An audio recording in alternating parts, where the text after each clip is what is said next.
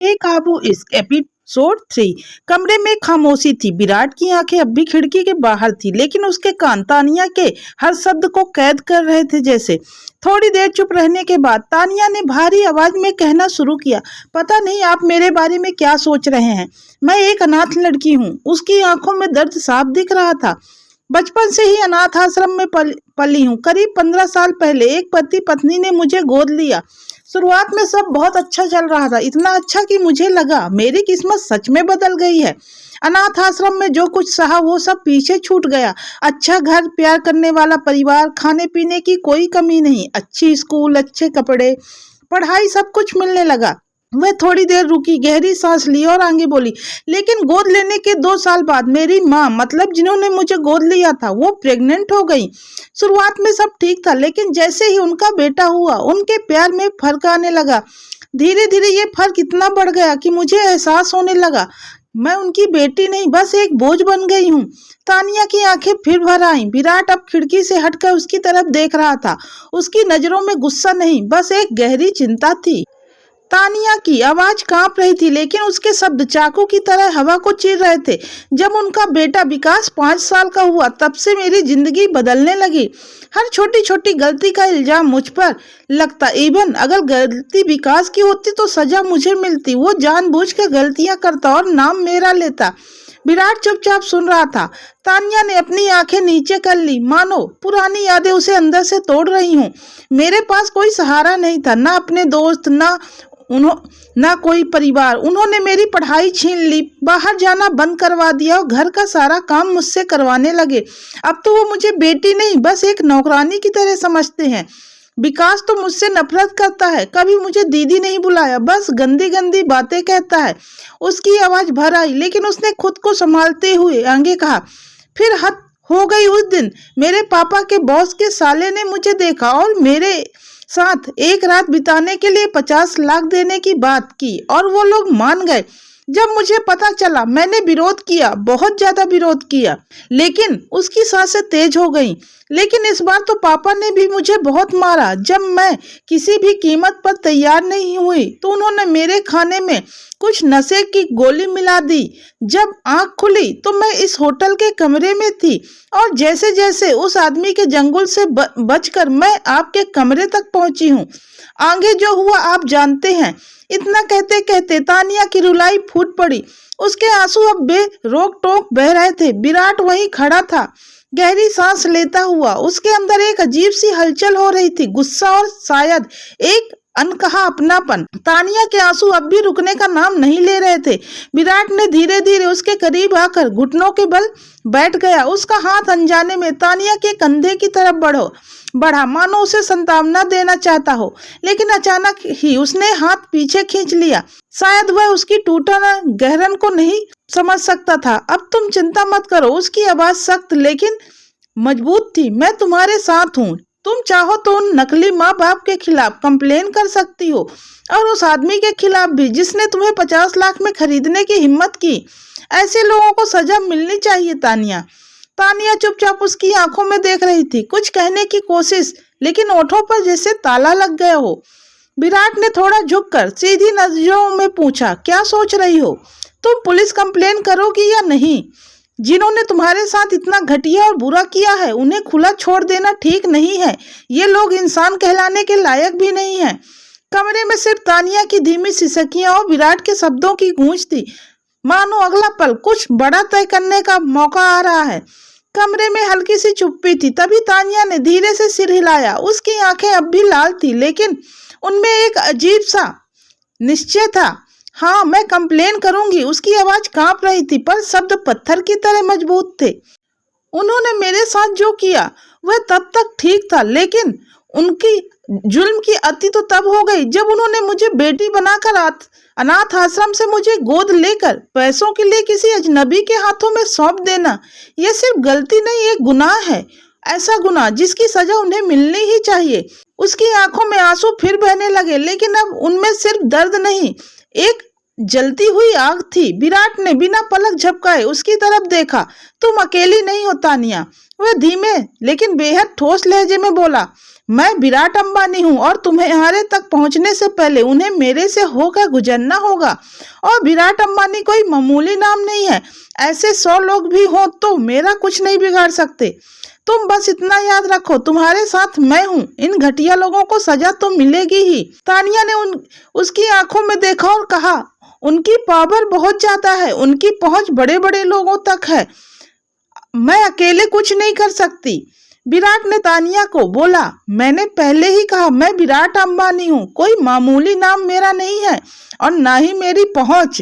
और तुम्हारे नकली माँ बाप जैसे मेरे पास आने के लिए उन्हें 100 जन्म लेना पड़ेगा। विराट ने घड़ी की तरफ देखा, रात काफी हो चुकी है। वह बोला, तुम ऐसा करो, बेड पर लेटकर सो जाओ, मैं काउच पर सो जाऊंगा, सुबह पुलिस कंप्लेन करेंगे। तानिया का दिल जोर से धड़क उठा। एक ही कमरे में रात बिताना और कुछ घंटे पहले हुए उस खौफनाक हादसे की यादें उसे अजीब और असहज महसूस होने लगा। उसने हल्के से आंखें झुका ली, जैसे कुछ कहना चाहती हो लेकिन शब्द उसके होठों तक ना आ पा रहे हों। विराट ने उसकी झिझक पढ़ ली, उसकी आंखों का वह डर। वह जानता था कि तानिया ने अभी अभी एक नर्क से खुद को खींचा है और वह उसे किसी भी तरह फिर से असुरक्षित महसूस नहीं करने देगा। वह हल्का सा मुस्कुराया और नरम आवाज में बोला, तानिया, तुम्हें जो सही लगे वही होगा। अगर तुम चाहो तो मैं अभी दूसरा कमरा ले लेता हूँ या यहाँ सोफे पर ही रह सकता हूँ। तुम्हें मुझसे डरने की जरूरत नहीं है, मैं यहाँ सिर्फ तुम्हारी सुरक्षा के लिए हूँ और तुम्हारी इजाजत के बिना तुम्हारे करीब आने का सवाल ही नहीं है। तानिया ने उसकी तरफ देखा, उसकी आंखों में पहली बार एक हल्की सी राहत की परत दिखी। कमरे का माहौल थोड़ा नरम हुआ, लेकिन हवा में अब भी एक अनकहा सा तनाव तैर रहा था। बेकाबू इश्क एपिसोड 4। सुबह की हल्की सी सुनहरी किरणें खिड़की के पर्दों से छनकर कमरे में फैल रही थी। तानिया अभी भी गहरी नींद में थी, शायद कई दिनों बाद उसे चैन की नींद नसीब हुई थी। मगर विराट की नींद काफी पहले खुल चुकी थी। वह फ्रेश होकर चुपचाप सोफे पर बैठा था, लेकिन उसकी नजरें बार बार उसी तरफ उठ रही थी, उस मासूम सी लड़की की तरफ जो उसके बेड पर एकदम शांति से सो रही थी। तानिया का चेहरा नींद में और भी मासूम लग रहा था। उसके बाल हल्के हल्के चेहरे पर बिखरे हुए थे और रोने की वजह से सूजे हुए पलकों के नीचे अब भी सूखे आंसुओं के हल्के निशान मौजूद थे। उसे देखकर ऐसा लग रहा था मानो वह कोई नाजुक सी चिड़िया हो जिसे जिंदगी ने बहुत बेरहमी से पंखों से पकड़कर झंझोर दिया हो। विराट के दिल में कुछ अजीब सा चल रहा था, एक बेचैनी, एक कसक और साथ ही एक अजीब सी अपनापन की भावना। उसने कई बार बिजनेस मीटिंग में, पार्टियों में और यहाँ तक कि लाइफ में तमाम खूबसूरत और ग्लैमरस लड़कियों को देखा है, मगर आज तक किसी को देखकर उसके दिल में यह एहसास नहीं आया था। वह सोच रहा था कि कितना दुख सहा है इसने इतनी छोटी उम्र में, और भी कष्ट इसने झेला है, पर फिर भी आज जिंदा है। मन ही मन विराट ने तय कर लिया था, अब चाहे जो हो जाए तानिया को कभी कोई तकलीफ नहीं होने दूंगा। जो दर्द इसे मिला है वो यहीं खत्म होगा। लेकिन उसके मन में एक सवाल बार बार उठ रहा था, ऐसा क्यों इस लड़की को देखकर मैं इतना बदल रहा हूँ। इस सवाल का जवाब विराट के पास नहीं था और शायद अभी तानिया के पास भी नहीं था, मगर उसकी नजरें कह रही थी अब यह लड़की अकेली नहीं है। वह बस इंतजार कर रहा था तानिया के जागने का, ताकि आगे का पहला कदम उठाया जा सके। मगर उसे यह नहीं पता था कि सुबह का यह सुकून ज्यादा देर टिकने वाला नहीं है। विराट अभी भी सोफे पर बैठा तानिया के उठने का इंतजार कर रहा था कि अचानक दरवाजे पर जोर जोर से ठोकरें और चीखने चिल्लाने की आवाज गूंजने लगी। धक धक धक धक दरवाजा बार बार से कोई बाहर से पीट रहा था। आवाज इतनी तेज थी कि शांत कमरा मानो किसी भूकंप में हिल उठा हो। विराट फौरन खड़ा हो गया, मगर उसकी नजरें एक पल के लिए तानिया पर गई। वह नींद से उठी थी, लेकिन उसका चेहरा अभी भी थका हुआ और उलझन भरा था। वह बिस्तर पर बैठी हुई बस दरवाजे की तरफ देख रही थी। उसे कुछ समझ में नहीं आ रहा था कि यह हो क्या रहा है। अचानक नींद खुलने के कारण वह अभी भी समझ ही नहीं पा रही थी कि चल क्या रहा है। दरवाजे के पीछे की आवाजें और भी तेज हो गईं। दरवाजा खोलो, हमें अंदर आना है। विराट ने बिना एक सेकंड गंवाए दरवाजा खोला और जैसे ही खोला, सामने का नजारा देखकर उसकी आंखें सिकुड़ गईं। दरवाजे के बाहर पुलिस इंस्पेक्टर खड़ा था, उसके साथ कल रात वाला वह घटिया शराबी दरिंदा जिसने कल रात वह होटल से बाहर फिकवा चुका था, और उसके साथ खड़े थे तानिया के वह किराए के माँ बाप, वही लोग जिन्होंने उसे अनाथ आश्रम से गोद लिया था और फिर उसकी जिंदगी को नर्क बना दिया था। एक पल के लिए कमरे का माहौल जम सा गया। तानिया की आंखें फैल गईं, सांसें तेज हो गईं और उसके हाथ फिर से कांपने लगे। उसे लगा जैसे उसकी सारी मेहनत, सारी कोशिशें सब बेकार हो गईं। वह ठंडे पसीने में भीग गई। विराट की आवाज कड़क हो गई, तुम लोग हो कौन और मेरे कमरे में इस तरह घुसने की हिम्मत किसने की, और पुलिस यहाँ क्यों है? उसने दरिंदे की तरफ उंगली उठाई। और तुझे तो कल मैंने बाहर फेंक दिया था, और तू फिर यहाँ कैसे? पुलिस इंस्पेक्टर आगे बढ़ा, मगर उसके बोलने से पहले ही वह आदमी हंस पड़ा, एक घिनौनी हंसी के साथ। आज देख लेना, तूने कल जो किया था उसका हिसाब चुकाना पड़ेगा। तानिया का दिल बैठ गया। सविता देवी की आवाज जहर जैसी लग रही थी। वह पुलिस इंस्पेक्टर के सामने खड़ी होकर उंगली उठाते हुए बोली, यही है वो आदमी, यही मेरी बेटी को फुसलाकर होटल में लाया था। देखिए, अभी भी मेरी बेटी इसके कमरे में है, इसके बिस्तर पर बैठी है। उसकी आंखों में नकली आंसू और चेहरे पर गंदा तिरस्कार था। मेरी बेटी को तो अब कोई शर्म ही नहीं बची है, और ये आदमी घटिया नीच, मेरी तो इज्जत मिट्टी में मिला दी इन दोनों ने। अब मैं किसी को मुंह दिखाने लायक नहीं रही। वह चीखते हुए बोली, इंस्पेक्टर साहब, इन दोनों के खिलाफ रिपोर्ट लिखिए। मेरी बेटी तो होटल में धंधा करती है, लोगों को सर्विस देती है। यह सुनते ही तानिया की सांसें जैसे रुक गई। उसे लगा जैसे किसी ने उसके सीने में तेज चाकू घोंप दिया हो। उसकी आंखों से आंसू बिन रुके बहने लगे, पर ये आंसू दुख के नहीं, हैरानी और टूटे भरोसे के थे। उसने सोचा, क्या कोई औरत किसी दूसरी औरत के बारे में ऐसे शब्द कह सकती है, और वो भी जिसने मुझे गोद लेकर बेटी कहा था? उसके कानों में सविता की बातें हथौड़ों की तरह गूंज रही थी। हर शब्द उसकी आत्मा को चीर रहा था, विराट का खून खौल रहा था। उसे साफ समझ आ रहा था, इन लोगों के लिए तानिया सिर्फ एक सौदा थी, एक चीज। इंसान नहीं समझते हैं ये। उसका गुस्सा चेहरे पर साफ झलकने लगा था, आंखों में आग सी जल रही थी। इंस्पेक्टर आगे बढ़ा और एक दम विराट के कॉलर को पकड़ लिया। बहुत शौक है ना होटल में लड़कियों के साथ मजा करने का? अब चल, तुझे थाने में मजा करवाता हूँ, वहां पता चलेगा असली मजा क्या होता है। विराट चुपचाप उसे देखता रहा। उसकी आंखें अब ठंडी हो चुकी थी। ऐसा लग रहा था चारों तरफ बस ठंडी ठंड है। विराट की आंखों में एक अजीब सा गुस्सा था। जैसे ही इंस्पेक्टर ने खींचकर उसे बाहर ले जाने की कोशिश की, थप्पड़ की जोरदार आवाज आई। विराट का हाथ हवा में उठा और अगले ही पल एक जोरदार का थप्पड़ इंस्पेक्टर के गाल पर पड़ा। आवाज इतनी तेज थी कि कमरे की हवा तक कांप उठी। इंस्पेक्टर का सिर झटका खाकर पीछे हुआ। उसका कॉलर पकड़ने वाला हाथ ढीला पड़ गया और वह 2 कदम पीछे हटते हुए दीवार से टकरा गया। कमरे में सन्नाटा छा गया। हवलदार और महिला कांस्टेबल सभी हक्का बक्का खड़े रह गए। तानिया के नकली माँ बाप के चेहरे पर डर और हैरानी साफ थी, जैसे उन्होंने सोचा ही नहीं था कि कोई आदमी पुलिस वाले को इस तरह सबके सामने मार सकता है। विराट ने धीरे धीरे कदम बढ़ाए। उसकी आवाज ठंडी लेकिन धारदार थी। अगली बार मुझ पर हाथ डालने से पहले सोचना इंस्पेक्टर, मैं विराट अंबानी हूँ और मेरे सामने यह गंदी चालें नहीं चलेंगी। इंस्पेक्टर जाकिर अभी तक गुस्से में विराट को घूर रहा था, लेकिन जैसे ही उसने विराट के मुंह से सुना, मैं विराट अंबानी हूँ, उसके चेहरे का रंग पल भर में उड़ गया। उसने हिचकिचाते हुए थरथराती आवाज में कहा, आपने क्या कहा? आप बिजनेस टाइकून विराट अंबानी हैं? विराट की आंखों में चमकती हुई आग और आवाज में लोहे की धार। हाँ, मैं ही हूँ बिजनेस टाइकून विराट अंबानी, और तेरे जैसे इंस्पेक्टर मेरे आगे पीछे घूमते हैं, मेरे एक फोन कॉल पर लाइन में खड़े रहते हैं, और तेरी इतनी हिम्मत कि मेरा कॉलर पकड़ ले। विराट ने एक कदम आगे बढ़ते हुए कहा, मैं चाहूँ तो सिर्फ 1 घंटे में तेरा ट्रांसफर ऐसी जगह कर दूंगा जहां तेरी ड्यूटी नहीं, तेरी जिंदगी भी नरक से बदतर हो जाएगी। यह सुनते ही जाकिर की सांसें जैसे रुक गई। उसकी आंखों में डर साफ झलक रहा था। वह जानता था कि विराट अंबानी कौन है और उसके नाम की ताकत कितनी बड़ी है। उसका गला सूख गया, आवाज कांपने लगी। सर सॉरी, मुझे बिल्कुल भी नहीं पता था कि आप विराट अंबानी हो। उसने तुरंत कॉलर सीधा किया और हाथ जोड़ते हुए बोला, सर मैं तो बस जैसे ही इन्होंने बोला वैसे ही समझ कर आया था, मेरी इसमें कोई गलती नहीं है, प्लीज बुरा मत मानिए। मुझे तो जैसे ही रिपोर्ट मिली मैं वैसे ही तहकीकात करने चला आया। विराट ने उसकी आंखों में आंखें डालकर कहा, गलती तब होती जब दिमाग से काम लिया जाए। तूने बिना सोचे समझे सिर्फ इनके कहे पर यकीन किया और एक मासूम लड़की और मुझ पर ऐसे इल्जाम लगाने चला आया। इंस्पेक्टर अब पूरी तरह घबरा चुका था। उसने अपने माथे का पसीना पोंछा और तुरंत तानिया के नकली माँ बाप सविता देवी और उनके पति अरविंद की तरफ मुड़कर गुस्से में कहा, आप लोग पागल हैं क्या? पता भी है किसके खिलाफ शिकायत करने आए थे? यह शहर का नहीं, पूरे इंडिया के टॉप बिजनेसमैन हैं और आप इनके बारे में गंदी गंदी बातें बोल रहे थे। अपनी जान प्यारी नहीं है क्या? आपको यह नॉवेल की स्टोरी कैसी लग रही है प्लीज कमेंट्स करके जरूर बताइएगा। कोई भी लाइक और कमेंट्स नहीं आ रहे हैं, प्लीज कमेंट्स और लाइक जरूर करिएगा। अगले एपिसोड में अब क्या होने वाला है जानने के लिए कुछ important question.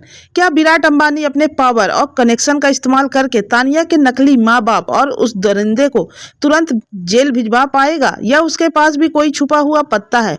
Police inspector Zakir अब विराट के डर से पलट जाएगा या किसी दबाव में आकर फिर से उसके खिलाफ खेल खेलेगा? तानिया के अतीत में और कौन कौन से राज छुपे हैं जो अब धीरे धीरे सामने आने वाले हैं?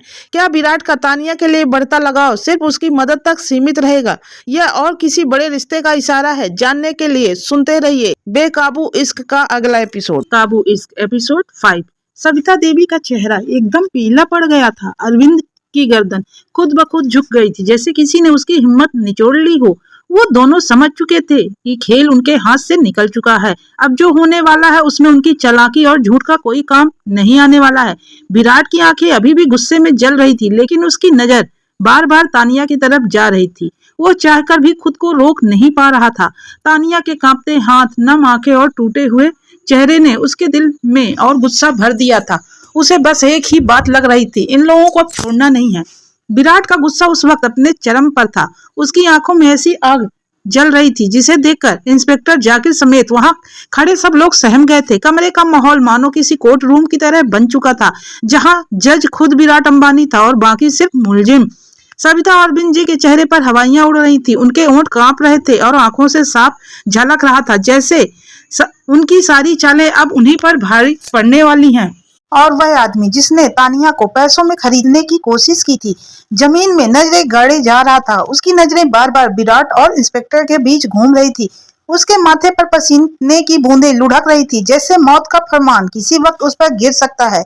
इंस्पेक्टर जाकिर विराट के सामने हाथ जोड़ते हुए बोले, सर आई एम सॉरी, मेरे से गलती हो गई। मुझे बिल्कुल भी अंदाजा नहीं था कि आप विराट अंबानी हैं। मैं सिर्फ ड्यूटी निभाने आया था, लेकिन अब आप जो कहेंगे वैसा ही करूंगा। प्लीज सर, मुझे माफ कर दीजिए।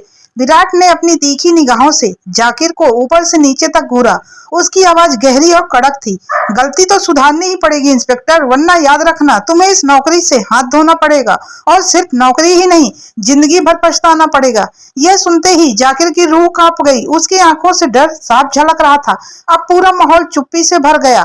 तानिया बिस्तर पर बैठी यह सब देख रही थी। उसके दिल में डर और राहत दोनों साथ साथ थे। राहत इस बात की कि विराट उसके साथ है, और डर इस बात का कि अब आगे क्या होगा। विराट ने एक गहरी सांस ली और इंस्पेक्टर जाकिर की आंखों में सीधे देखते हुए कहा, मैं तो वैसे भी आज सुबह थाने आने वाला था तानिया के इन माँ बाप के खिलाफ रिपोर्ट लिखवाने। ये लोग माँ बाप कहलाने लायक नहीं है। इन्होंने बेटी को अडॉप्ट किया, पर उसके साथ क्या किया? प्यार और परवरिश देने के बजाय पैसों के लिए घटिया इंसान के हाथों सौंप दिया। यह सिर्फ गलती नहीं, यह इंसानियत के खिलाफ गुनाह है। विराट की आवाज कमरे में गूंज रही थी। सन्नाटा इतना गहरा था कि सबकी धड़कनें सुनाई दे रही थी। वह आगे बोला, तानिया ने हिम्मत दिखाई, वरना कल रात न जाने इसके साथ क्या हो जाता। अगर यह अपनी जान बचाकर न भागती और मेरे रूम में न आती, तो हो सकता इसके साथ कल रात बहुत कुछ हो जाता और इसकी जिंदगी बर्बाद हो जाती। मेरे बार बार पूछने पर अपने जिंदगी की वह कड़वी सच्चाई इसने बताई, जिसे सुनकर मेरी तो आत्मा कांप गई। कोई माँ बाप ऐसा कैसे कर सकते हैं? मैं खुद चाहता था कि इन दानों जैसे लोगों के खिलाफ कंप्लेन करें, लेकिन लगता है किस्मत खुद इन्हें यहाँ खींच लाई है। अब थाने जाने का टाइम बच गया, सब यहीं आ गए हैं, तो इंस्पेक्टर अब तुम रिपोर्ट यहीं पर लिखो। उसने जाकिर की तरफ उंगली उठाई और आदेश देने के लहजे में कहा, इन सब पर ऐसी धाराएं लगाओ कि ये जिंदगी भर जेल की सलाखों के पीछे सड़ते रहें। इनकी हर चाल, हर गुनाह का हिसाब लिखा जाए, और ध्यान रखना कोई भी रास्ता इन्हें बचने का ना मिले, समझे? जाकिर के माथे पर पसीना छलक आया। वह हड़बड़ाते हुए बोला, जी सर, अभी लिखता हूँ। जो धाराएं लगानी चाहिए वह सब लगाऊंगा, आप बिल्कुल निश्चिंत रहिए। तानिया के नकली माँ बाप और वह आदमी वहीं खड़े थे। उनके चेहरे पर डर साफ झलक रहा था।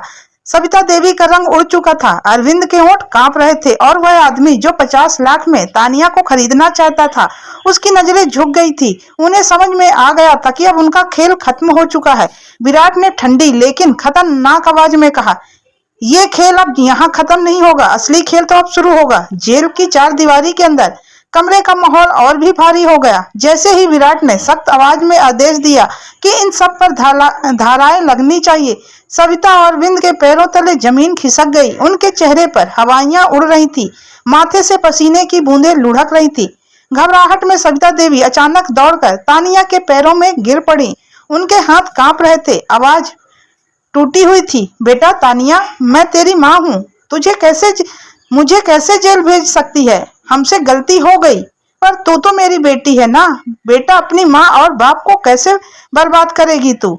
वह हाथ जोड़कर लगातार रोती जा रही थी। अरविंद भी वहीं घुटनों के बल बैठ गया और लगभग गिड़गिड़ाते हुए बोला, तानिया, तू हमें माफ कर दे। तुझे हमने अनाथ आश्रम से ले आया, तुझे पाला पोसा, तुझे छत दी, तू हमें जेल भेजेगी? तेरा एक भाई भी है, सोच उस बेचारे का क्या होगा? अगर हम जेल चले गए तो वो अकेला कैसे रहेगा? कौन उसका सहारा बनेगा? सविता की आंखों से आंसू बह रहे थे, पर उनके शब्दों में आज भी वही चालाकी झलक रही थी, जैसे वह अब भी तानिया की भावनाओं से खेलकर खुद को बचाना चाह रहे हों। तानिया यह सब सुन रही थी। उसके अंदर का दर्द और गुस्सा फिर से उबलने लगा। उसने कांपती आवाज में कहा, तुम लोग माँ बाप कहलाने के लायक नहीं हो। माँ अपने बच्चे का सौदा करती है, पापा अपने ही हाथों से बेटी को नर्क में ढकेलते हैं। जिस दिन तुमने मुझे पैसों के लिए बेचा ना चाहा, उसी दिन से तुम मेरे लिए मर चुके हो। और जहां तक भाई की बात है, वो भी कभी भाई नहीं था मेरा। उसने मुझे दीदी तक नहीं कहा, हमेशा मुझे नीचा दिखाता रहा। उसकी आंखों से आंसू बह रहे थे, लेकिन इस बार उनमें मजबूती भी थी। विराट ने एक कदम आगे बढ़ते हुए तानिया के कंधे पर हाथ रखा और ठंडी लेकिन दृढ़ आवाज में कहा, तानिया, इनकी असलियत अब साफ हो चुकी है। ये लोग कभी तुम्हारे अपने थे ही नहीं। अब इनकी झूठी ममता और नकली रिश्तों के जाल में मत फंसना।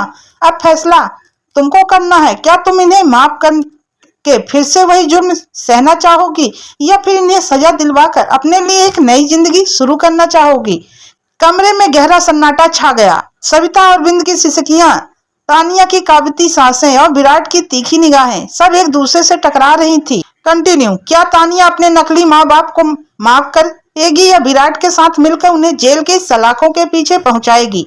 क्या वह दरिंदा आदमी जिसने तानिया को 50 लाख में खरीदा था अब और बड़ा षड्यंत्र रचेगा, या विराट उसे खत्म कर देगा? तानिया और विराट के बीच जो नया रिश्ता पनप रहा है, क्या वह सिर्फ हमदर्दी तक सीमित रहेगा या किसी गहरी मोहब्बत की शुरुआत बनने वाला है? जानने के लिए सुनते रहिए बेकाबू इश्क का अगला एपिसोड।